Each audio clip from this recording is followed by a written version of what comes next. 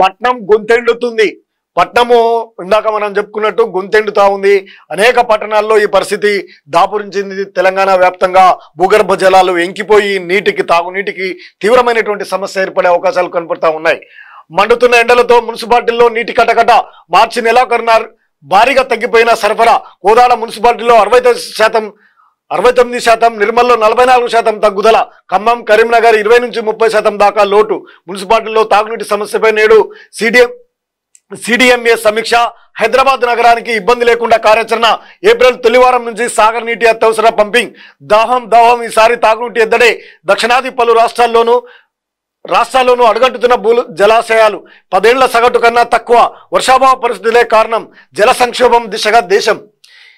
ఇక ఎండాకాలం మొదట్లోనే బాణుడు బగ్గుమంటున్నాడు. రోజు రోజుకు ఎలా ఎండలు మండుతుంటూ పెరుగుతుంటే మరోపక్క భూగర్భ జలాలు తగ్గిపోయి తగినంత తాగునీరు దొరక పట్టణాలు గొంతెండుతున్నాయి. దీంతో అధికారులు అప్రమత్తమవుతున్నారు. ప్రజలు తాగునీటి అందించడానికి రకరకాల ప్రణాళికతో సిద్ధమవుతున్నారు. వేసవి ఆరంభంలోనే పెరుగుతున్న ఎండలతో పాటు పట్టణాల గొంతెండిపోతుంది. మార్చి నెలాఖరులోకే భూగర్భ జలాలు గణనీయంగా తగ్గిపోయే అవకాశం ఉంది. సూర్యాపేట జిల్లాలోని కోదాడ పట్టణంలో ద్వారకకుంటలో మంచినీటి సమస్య కొన్ని రోజులుగా తీవ్రం అవుతున్నటువంటి పరిస్థితి అయితే ఉందట.